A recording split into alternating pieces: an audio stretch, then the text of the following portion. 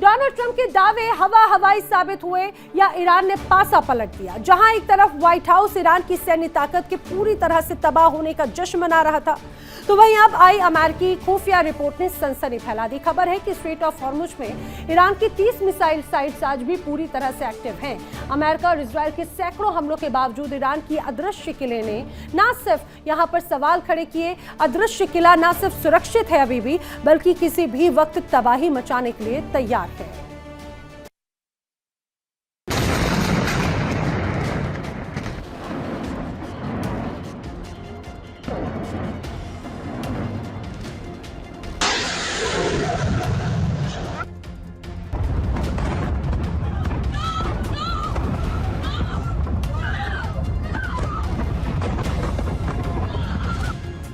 दुनिया को लगा था कि ईरान मिट्टी में मिल गया।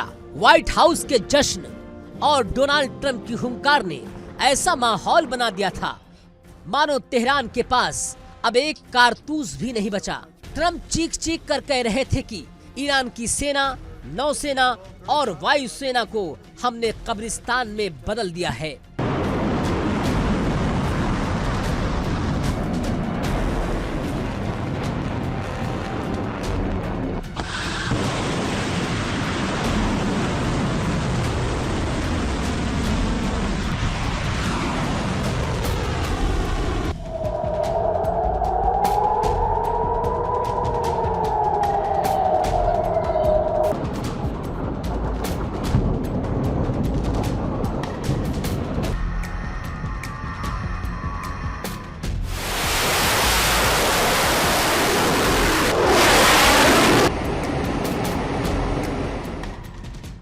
लेकिन आज पेंटागन की उस सीक्रेट रिपोर्ट ने पूरी दुनिया के होश उड़ा दिए, जो बता रही है कि डोनाल्ड ट्रंप के दावे सिर्फ हवाई थे। ईरान ने वो कर दिखाया जिसकी कल्पना भी अमेरिका ने नहीं की थी।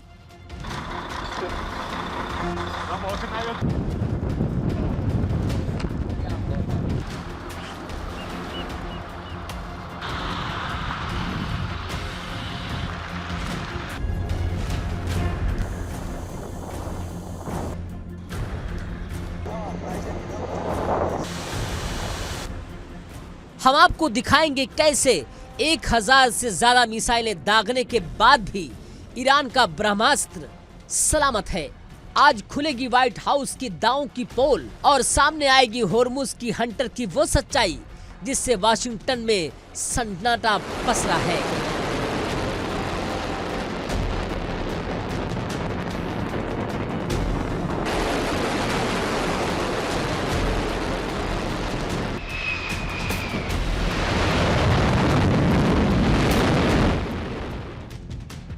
मार्च का महीना था। वाशिंगटन की ठंडी हवाओं में डोनाल्ड ट्रंप की आवाज गूंज रही थी, ईरान अब खत्म हो चुका है। रक्षा मंत्री पीट हेगसेथ ने भी मोहर लगा दी थी कि तेहरान अब कई सालों तक खड़ा नहीं हो पाएगा।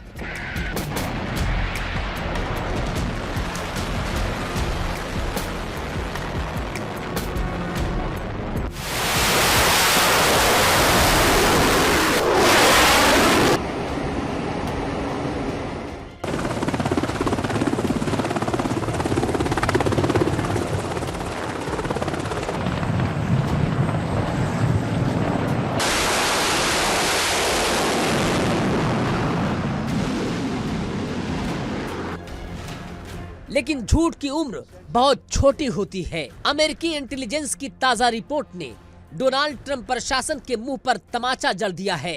रिपोर्ट चीख चीख कर कह रही है कि होर्मुज स्ट्रेट के पास ईरान की 33 में से 30 मिसाइल साइट्स आज भी पूरी तरह एक्टिव हैं।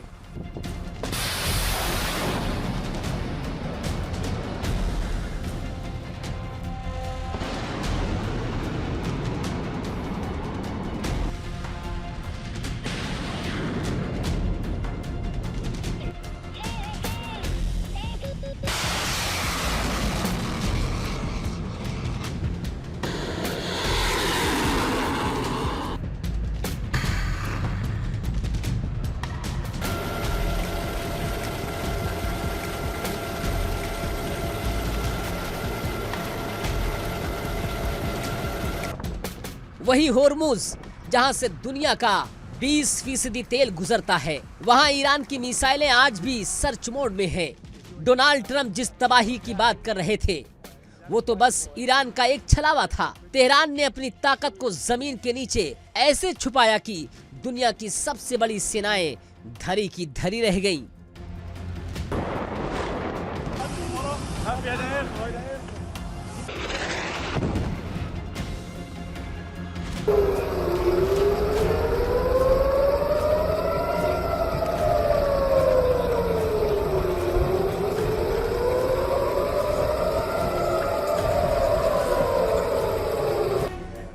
डोनाल्ड ट्रंप प्रशासन ने दावा किया कि उन्होंने ईरान को अपंग कर दिया है, लेकिन हकीकत सुनिए, ईरान के पास आज भी 70% बैलिस्टिक मिसाइलें सुरक्षित हैं।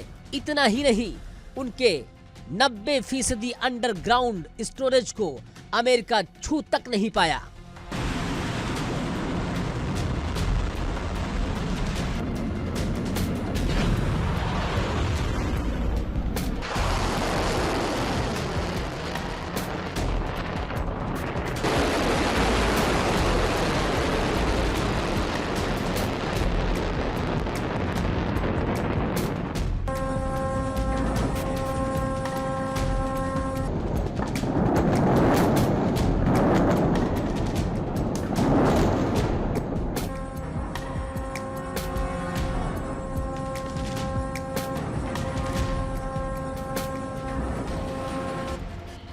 सवाल उठता है कि अमेरिका की 1100 क्रूज मिसाइलें और 1000 टॉम हॉक आखिर कहां गिरी? सीक्रेट रिपोर्ट बताती है कि अमेरिका के पास बंकर बस्टर बमों की कमी थी, इसलिए उन्होंने पूरे सिस्टम को तबाह करने के बजाय सिर्फ एंट्री पॉइंट को निशाना बनाया। ईरान ने मौका पाकर उन रास्तों को फिर से खोल दिया।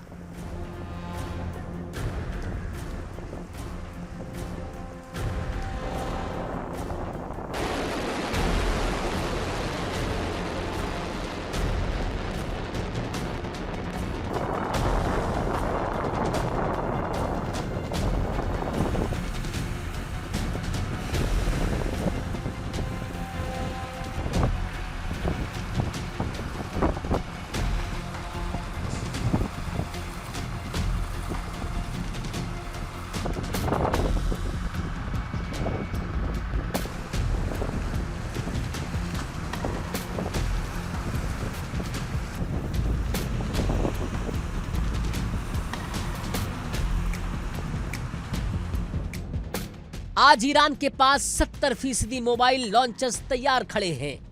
ये वो लॉन्चर्स हैं जिन्हें कहीं भी ले जाया जा सकता है और मिनटों में इजराइल से लेकर अमेरिका बेस तक तबाही का ऑर्डर भेजा जा सकता है। ईरान का दावा सच साबित हुआ। वो 6 महीने तक बिना रुके जंग लड़ने की ताकत रखता है, जबकि अमेरिका का हथियारों का स्टॉक अब खाली होने की कगार पर है।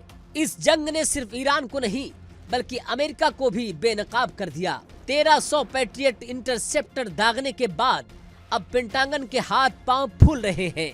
इन हथियारों को दोबारा बनाने में सालों लगेंगे।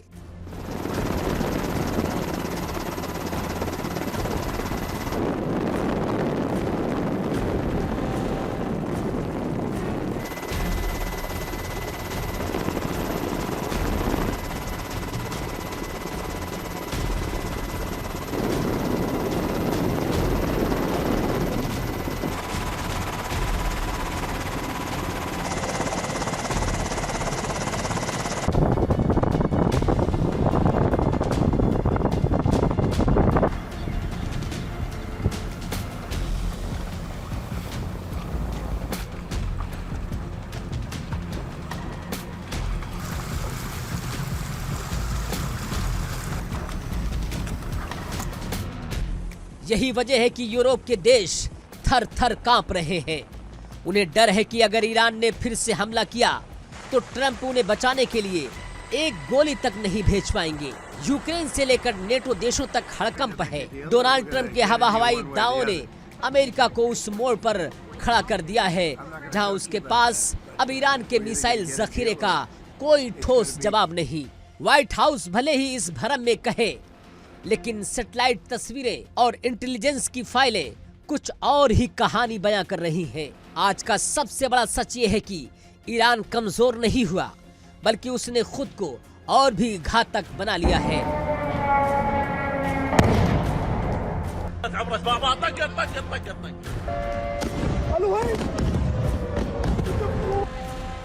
डोनाल्ड ट्रंप के बयान सिर्फ राजनीतिक हेडलाइंस बनाने के लिए थे, जबकि जमीन पर ईरान का किलर नेटवर्क आज भी सलामत है। पेंटागन हिल चुका है, क्योंकि उसे पता है अगर सीज़फायर टूटा तो इस बार ईरान का पलटवार पहले से कहीं ज्यादा खौफनाक होगा। ईरान ने साबित कर दिया कि वो सिर्फ हाँकता नहीं है, बल्कि उसने अमेरिकी बेस को राख करने का जो वादा किया था, उसके लिए उसके पास आज भी पर्याप्त बारूद मौजूद है। डोनाल्ड ट्रंप जिनपिंग से बात करें या दुनिया को अपनी जीत की कहानी सुनाएं, लेकिन होर्मुज की लहरें आज भी ईरानी मिसाइलों की गूंज से कांप रही हैं। Bureau report, India daily.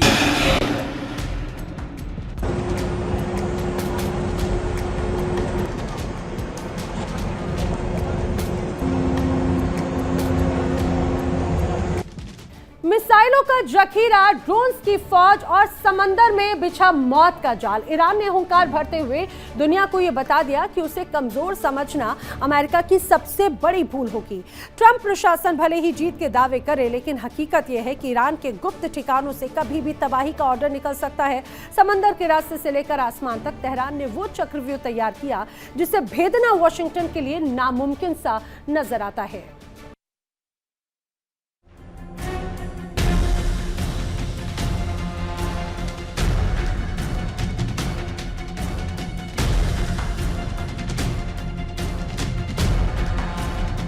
मिसाइलों का जखीरा,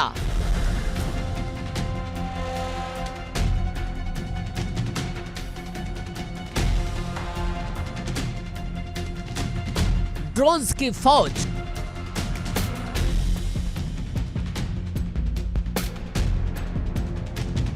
और समंदर में बिछा मौत का जाल। ईरान ने साफ कर दिया है कि उसे कमजोर समझना अमेरिका की सबसे बड़ी भूल होगी।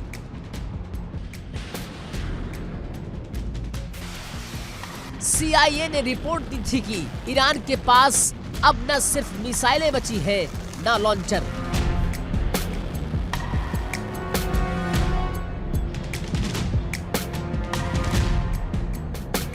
लेकिन ईरान के विदेश मंत्री अब्बास अराक्ची ने इन दावों को बकवास करार देते हुए दुनिया को हिला देने वाला आंकड़ा पेश किया है। ईरान के तेवर तल्ख है और इरादे बेहद खतरनाक। अमेरिका जिस CIA की रिपोर्ट पर अपनी पीठ थपथपा रहा था, ईरान ने उसे बकवास और झूठ का पुरिंदा बताकर कूड़ेदान में डाल दिया।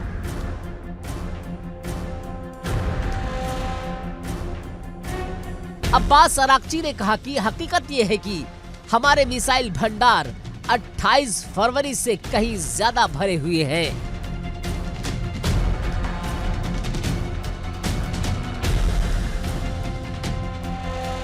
दुनिया हैरान है कि जिस ईरान पर पाबंदियों की बेड़ियां थी, वो दावा कर रहा है कि उसकी मिसाइल इन्वेंट्री और लॉन्चर क्षमता 120% पर पहुंच गई है।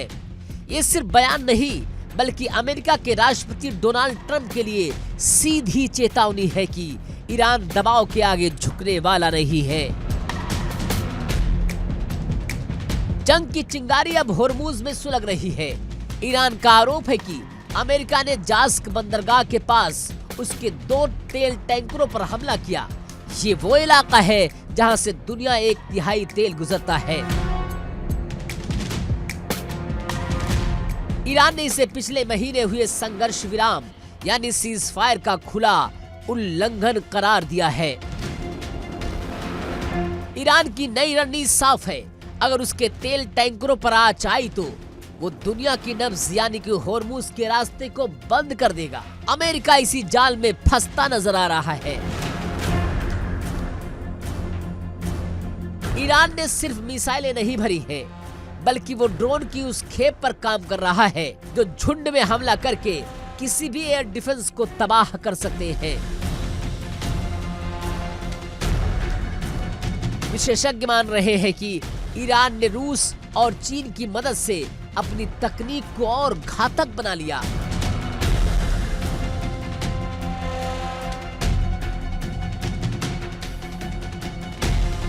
तो क्या इजराइल पर होने वाला हमला सिर्फ टला है या फिर एक बड़े तूफान से पहले की शांति है?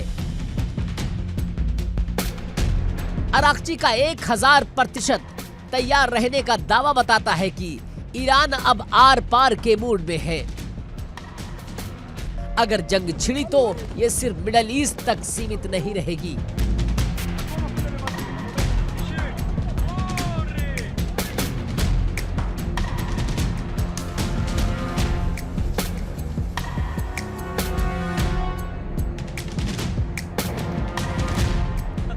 ये एक महाजंग होगी जिसका धुआं पूरी दुनिया को काला कर देगा।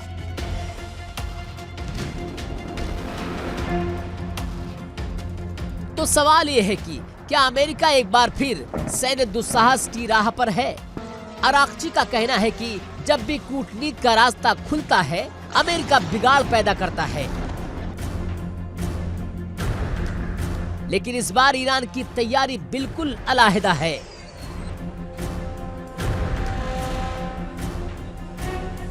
वो मिसाइलों के भंडार पर बैठा है और उसकी उंगली ट्रिगर पर है।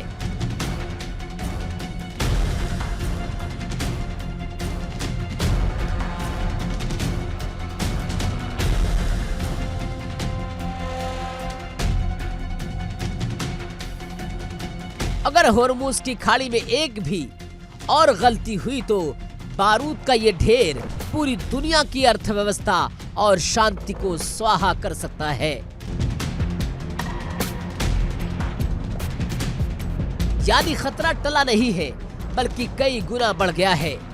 ईरान की 1000% तैयारी क्या सिर्फ एक मनोवैज्ञानिक युद्ध है या फिर वाकई आधी रात को किसी बड़े हमले का सायरन बजने वाला है?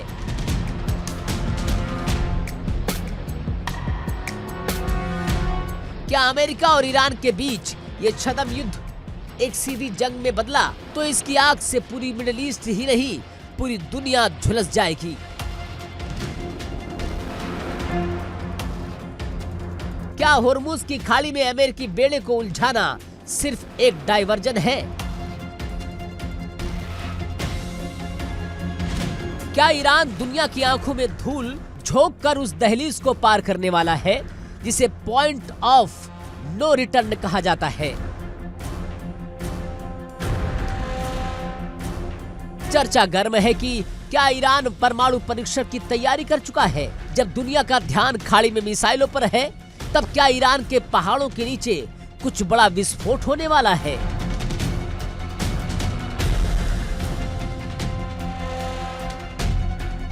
रणनीति के माहिर खिलाड़ी ईरान ने होर्मुज को फ्लैश पॉइंट बना दिया। अमेरिकी नेवी वहां टैंकरों को बचाने में उलझी है, लेकिन असली खेल कहीं और चल रहा है। खुफिया रिपोर्ट कहती है कि ईरान ने यूरेनियम संवर्धन को उस स्तर तक पहुंचा दिया है जहां से परमाणु बम बनाना बस कुछ दिनों की बात है। अराक्ची का 1000% तैयार होने का दावा सिर्फ मिसाइलों तक सीमित नहीं लगता। रक्षा विशेषज्ञों का मानना है कि ईरान एक न्यूक्लियर प्रिवेंटिव नीति पर काम कर रहा है, यानी बम बना लो ताकि कोई भी हमला करने की हिम्मत ना करे।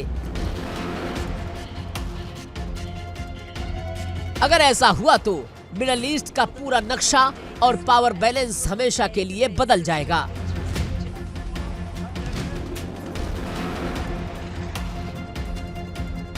इतिहास गवाह है कि जब कोई देश चौतरफा घिरता है तो वो सबसे खतरनाक हथियार का रुख करता है। ईरान ने अपनी मिसाइलों को ढाल बनाया है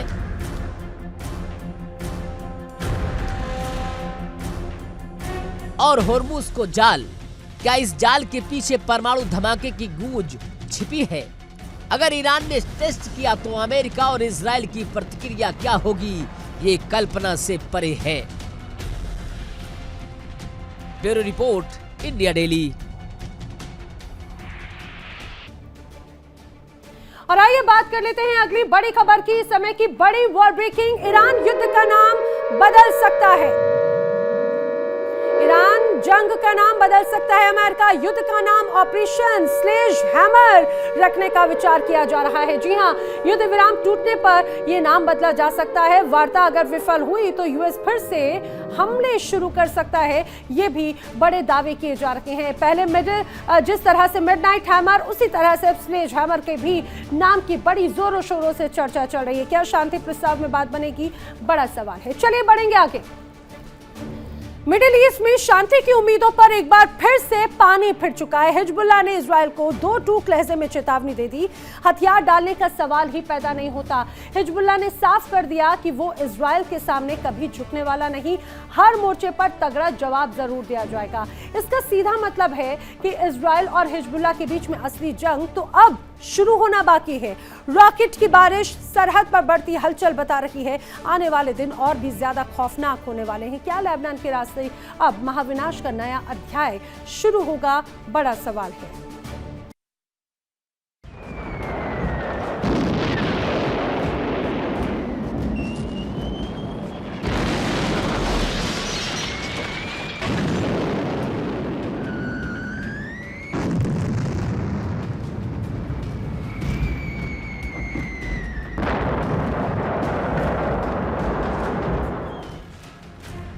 मिडल ईस्ट की जमीन मानो इसे हमेशा के लिए खून की प्यास का शराब मिला हो। कभी गाजा, कभी लेबनान, कभी इजराइल, तो कभी तेहरान।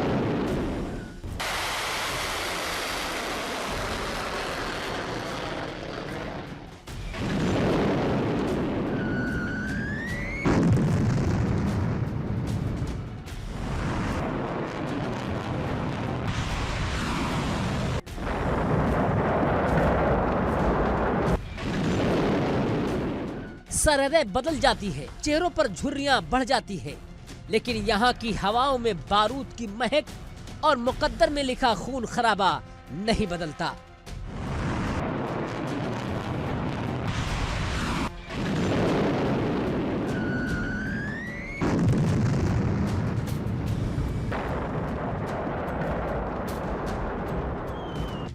गाजा खंडहर बन चुका है, लेबनान की बस्तियां राख हो चुकी हैं और इजराइल की मिसाइलें आसमान चीर रही हैं।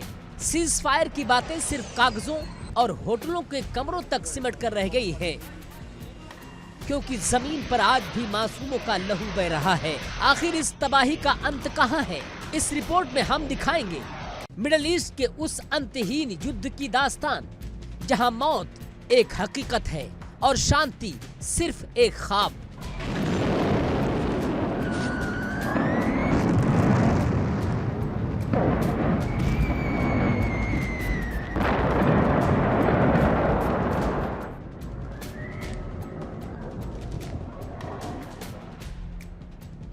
गाजा, जो कभी एक शहर था, आज वो दुनिया का सबसे बड़ा कब्रिस्तान बन चुका है। हर तरफ खंडहर, हर तरफ चीखें। लाखों लोग अपने ही देश में विस्थापित हो गए, हजारों मौत के आगोश में सो गए।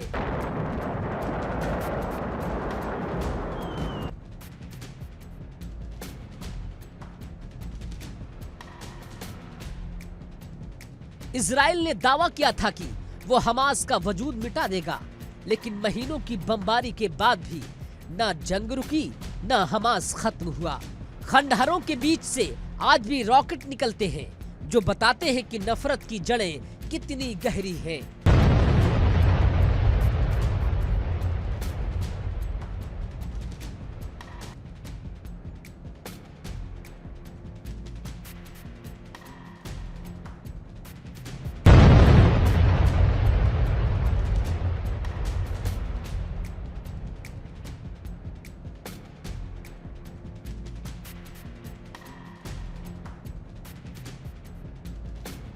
ये वो जंग है जहां इमारतें तो गिर रही हैं, लेकिन लड़ने का जज्बा और दुश्मनी का बीज और भी फौलादी हो रहा है।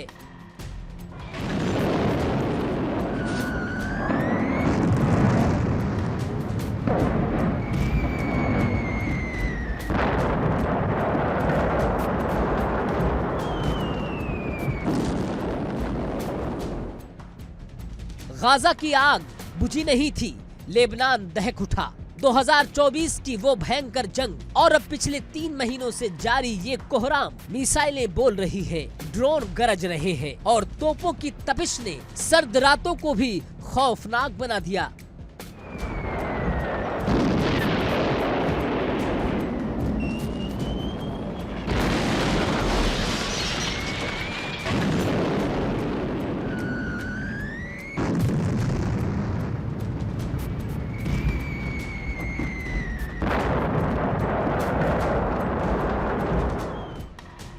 सीजफायर की मेज पर शर्तें ऐसी रखी जाती हैं मानो जंग रोकने के लिए नहीं बल्कि और भड़काने के लिए हो। हिजबुल्लाह के नेता नईम कासिम ने हुंकार भरते हुए साफ कर दिया कि उनके हथियार और सैन्य क्षमता लेबनान का आंतरिक मामला है।